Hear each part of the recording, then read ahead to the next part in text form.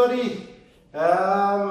This is Pastor Bradley, and I'm so glad to be back with you back in the basement on this wonderful Thursday night.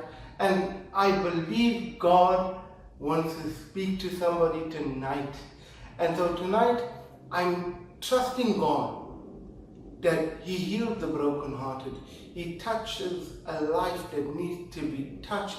He needs to lift up somebody's spirit. He needs to restore somebody's soul. He needs to renew somebody's mind.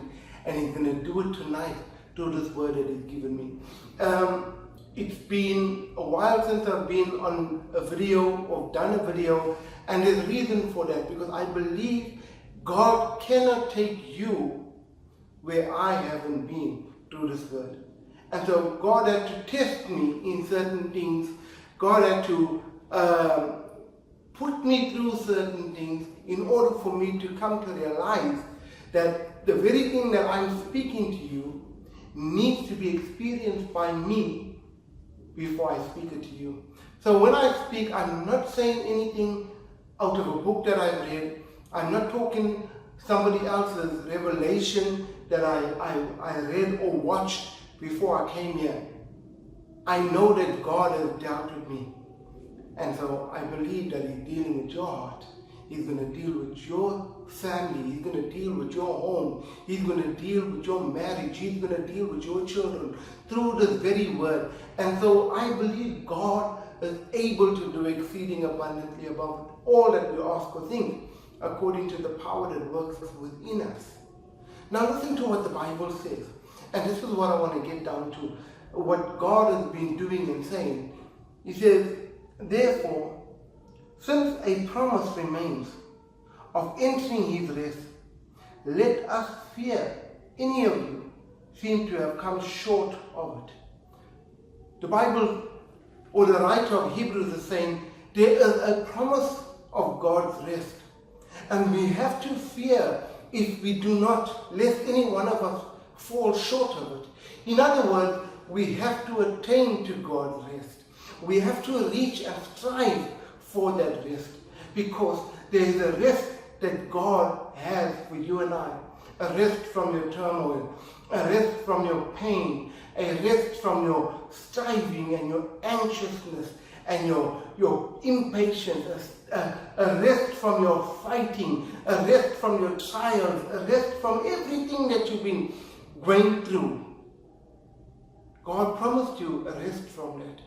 And I believe that God, through this video, is bringing a word to somebody, lest you come short of it. And we fear that that doesn't happen, because if you miss God's rest, who knows what will happen to your mind? Some people go insane. Some people go into depression, and Satan just gets a hold of them through the issues that they go through and isolate them. And we don't want this to happen, because we believe God is speaking to you. Now the Bible says in the book of Hebrews, chapter 4 and verse 14, seeing then that we have a high priest, a great high priest, who has passed through the heavens, Jesus the Son of God, let us hold fast to our confession. For we do not have a high priest who cannot sympathize with our weaknesses, but was in all points, I want you to repeat that with me, in all points, tempted as we are, yet He was without sin. Let us therefore come boldly to the throne room of grace, that we may obtain mercy and find grace to help in a time of need. Now, how often have you ever needed grace? And you've longed for God's mercy. The Bible says, number one, there is a promise of a rest. So we must not miss out on that rest. Then number two, that we have a high priest who passed through the heavens, who was tempted just like you and I are tempted in all points, the Bible says, like you and I have been tempted.